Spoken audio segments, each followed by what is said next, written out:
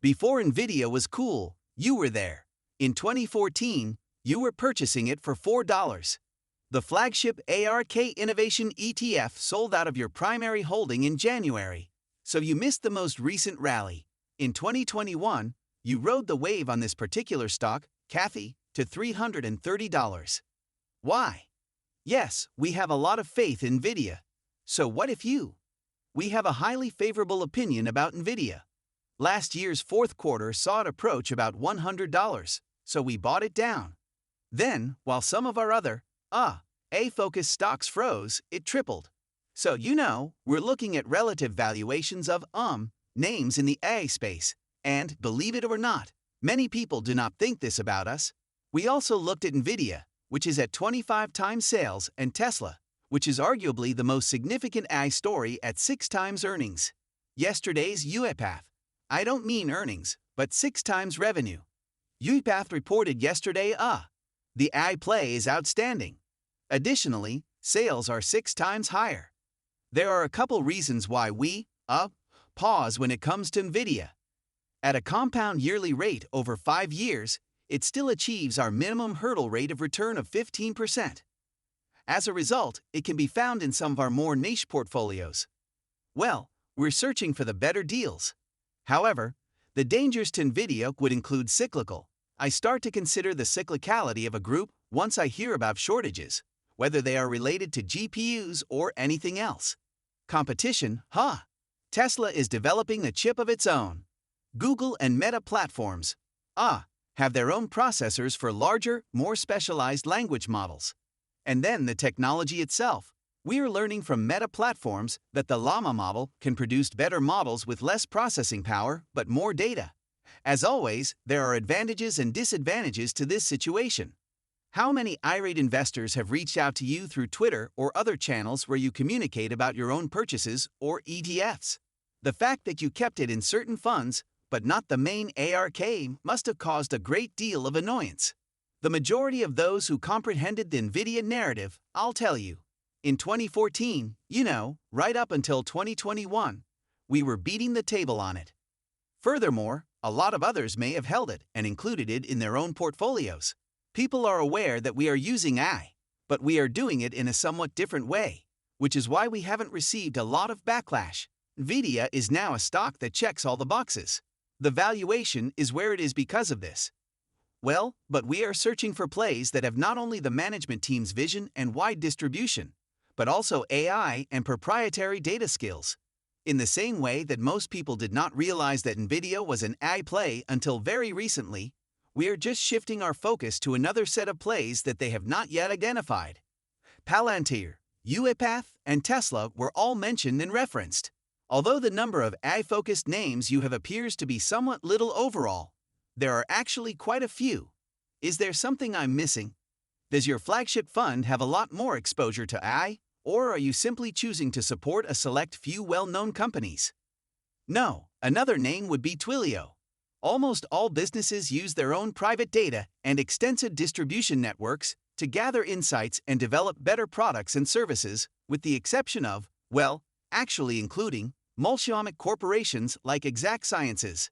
Therefore, I would say that practically every firm in our portfolio is in some way, shape, or form. We ask how you're using this amazing tool called artificial intelligence, and 90% of the names in the portfolio, in my opinion, are using it and actually possess proprietary data. What intrigued me, and we'd have already witnessed a great deal of disruption to the market capitalization of businesses, was when they were disrupted by a ChatGPT, for instance. The schooling company Chegg comes to mind. However, you pointed out that ChatGPT platforms might disintermediate Apple's app ecosystem, for instance. Is that an important business that we should be concerned about being disrupted? What additional names spring to mind that would indicate the market is misjudging how much this new rival could overwhelm them?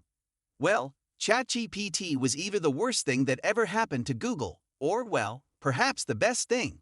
However, we have a tendency to believe that ChatGPT and other chatbots will disintermediate it. The type of search and thus, advertising that powers, Google's business model will not be necessary for us. Therefore, we are concerned about that one. Oh, and Apple, as you mentioned. In addition to social commerce, which means that people are shopping on Instagram and other social media platforms, Pinterest, and so on, many people believe that Amazon will also be disrupted. However, it may also become disintermediated as customers use ChatGPT and other AI tools to say, I want exactly this kind of item at the cheapest price anywhere in the world, and it will go straight to the source. Therefore, we would suggest that any platform that has functioned as an intermediary is, at risk. The rivalry between Salesforce and Microsoft is currently being widely observed, particularly due to the vast amounts of enterprise data that both businesses possess. Earlier this week, Microsoft CEO Satya Nadella predicted that AI agents would eventually be just as commonplace as apps. Salesforce has previously introduced its agents via the digital help platform Agentforce. So, have we abandoned Intel? Well, we'll see. On Thursday, they report on, they announce earnings. We'll see what they have to say, I suppose. However, it's obvious that Intel's core business is facing pressure. They are currently unable to rely on their own manufacturing, and they are losing market share.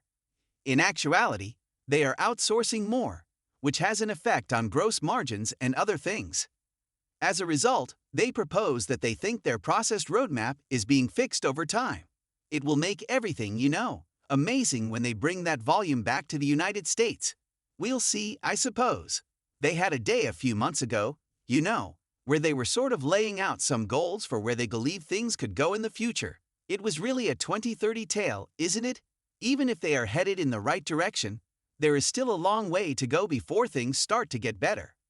Furthermore, we are now unsure of whether they are actually getting better or not. I suppose you should buckle up for Thursday. If nothing else, I'm sure it will be entertaining. Yet, Stacy, we won't be acquiring Nvidia for a while, but I'm sure you hear it more than I do, hey?